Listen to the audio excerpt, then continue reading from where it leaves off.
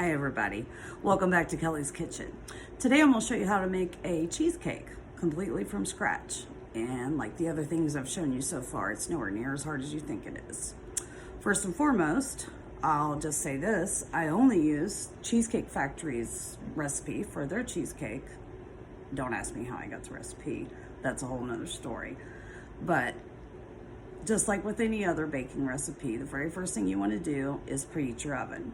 And for this particular recipe, we're going to start out at 425. That will not be the temperature we'll use for the whole thing. You'll understand in just a little while why so. One good trick that I've learned, I kind of taught myself this, when you preheat your oven, go ahead and lay your cream cheese bricks. Don't use the whipped, don't get the cups, the bowls, the whatever. Especially don't get the pre-made boxes of Philadelphia cheesecake that you can just put in a pie crust, already made of course, and pop in the oven. Those are all right, but if you care more about what your guests think of the desserts you make, follow this recipe. Okay, so I've already preheated my oven to 425. I've laid my 4 bricks of cream cheese on there, and they are very flexible by now, so I'm going to grab them and we're going to get going.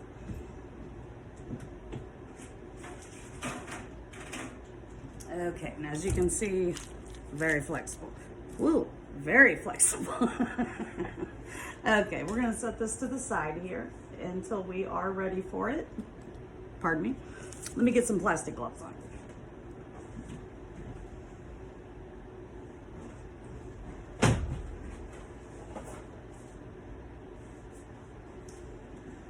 And they say one size fits all, but when you have rheumatoid arthritis, as well as having big hands that you take after Ron Snyder and Barbara Snyder, my parents, who both had really large hands, you will find one size fits all is complete bull. But sometimes I can get these on without ripping them and tearing them apart, so bear with me here.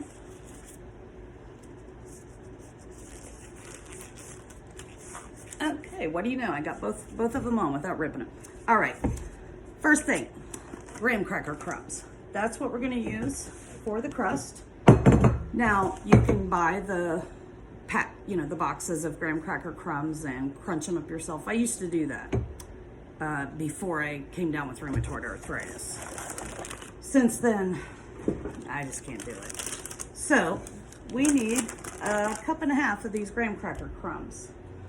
So, let's get 1.5 cups.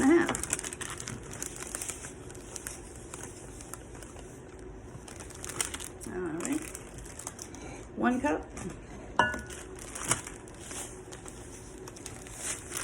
1/2 cup. All right, then we're going to take half a stick of butter and melt it.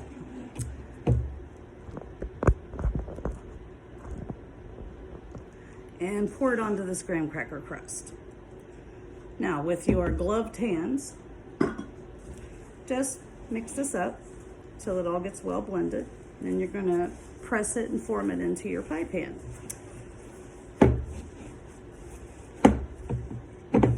And as quite often happens with these recipes, the amount of melted butter it tells you to use isn't enough.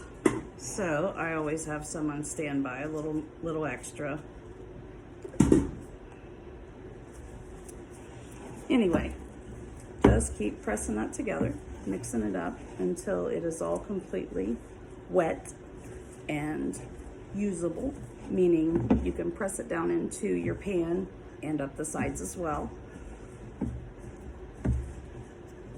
And I think that's pretty good. If you get down to the end and you just need a little more and you don't feel like melting another stick of butter and trying to figure out how much of that you need to use, well, do this. Put a little bit in your pan and just spray a little bit on. Whatever amount you need. Don't go crazy with it, obviously, but that was just enough, I believe. So, I like using a spring form pan. which is one of these. You can make your cheesecake in it. And as you see, it's got this buckle here on the side. So when it's done,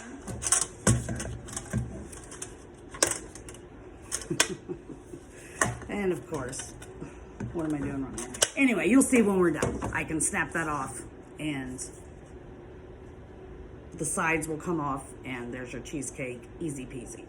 All right, spray just a tad of Pam or baking spray, whatever you have, doesn't matter. I like using the butter flavor, and there's absolutely no difference between the name brand and the store brand. So if you want to save a couple bucks, buy the store brand, but use butter flavor. It's always better. So we're going to get this down here in our pan.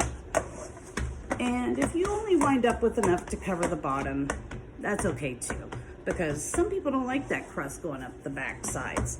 You know, I'm okay either way. You know, if that cheesecake is homemade and tastes like it's supposed to, the crust will be just fine, trust me. So, just get it pressed in. And what you want to do while you're mixing up your cheesecake filling, what is really good thing to do is to set your crust inside your pan, of course, into the freezer. Just let it sit there while you're mixing up your filling. It'll turn out a little better, just trust me. I'll be right back.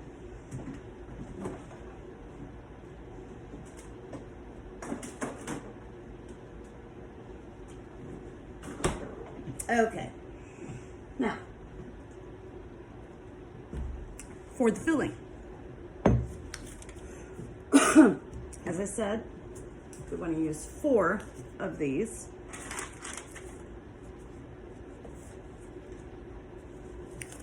Bricks of cream cheese.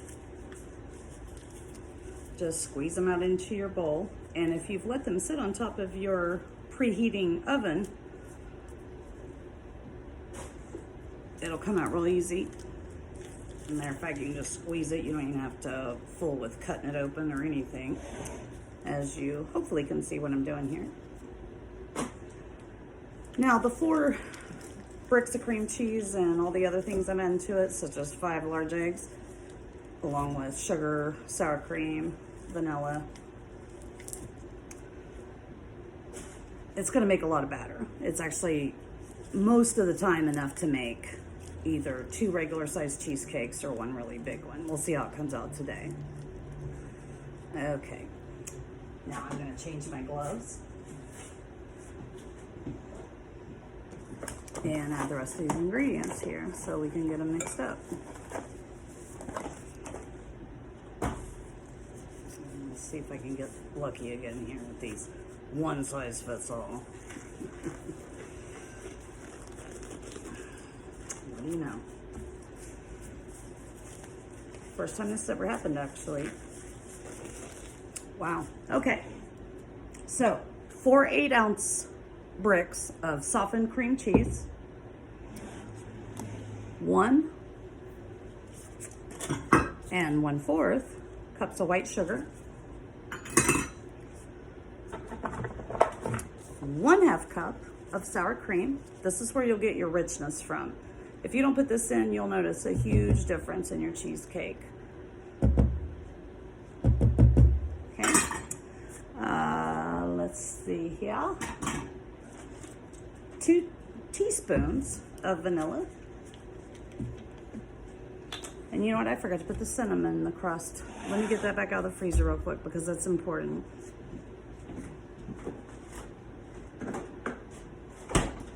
You gotta overlook my forgetful self. I'm going through menopause, and I'll just leave it at that.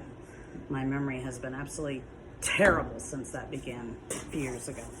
So, and quite often I do forget to put my cinnamon in here, so just kind of sprinkle it across. It'll all come out the same, trust me.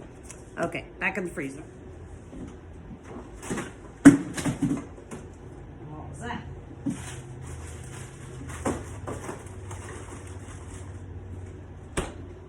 Okay, I got flying meat today. Overlook me, please. All right, back to the cheesecake filling. So we have our 4 8-ounce packs of softened cream cheese in here, which I told you the easiest way to get that softened. I have 1 1/4 cups of white sugar. I have a 1/2 cup of sour cream.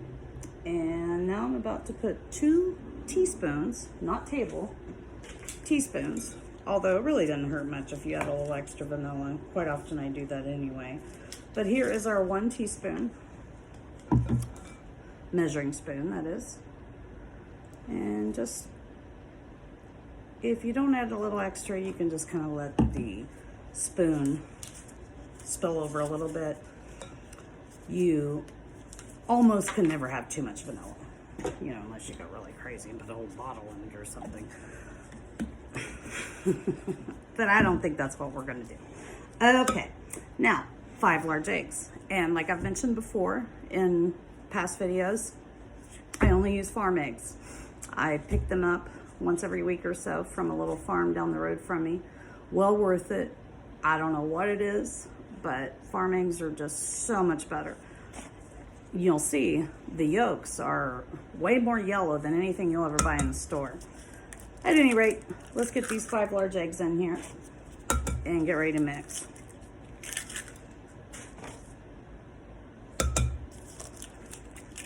Three.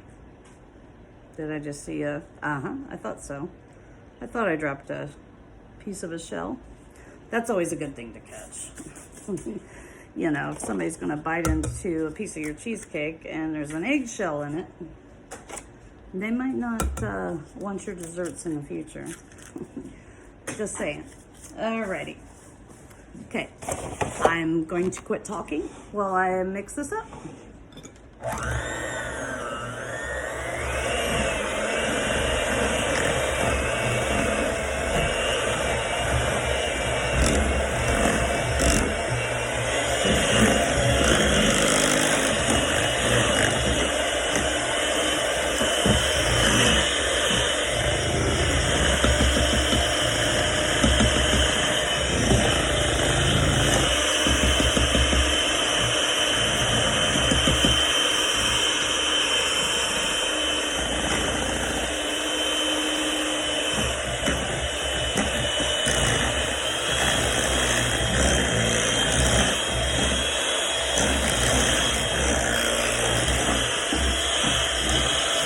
Stop for just a second to make sure I clarify to you.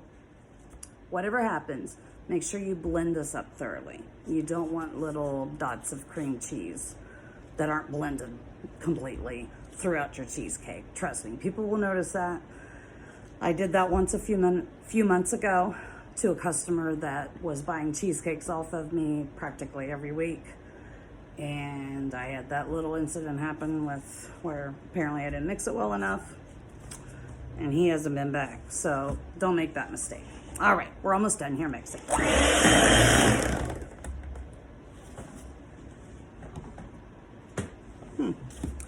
And I seem to have just lost breaker here. I'll be right back.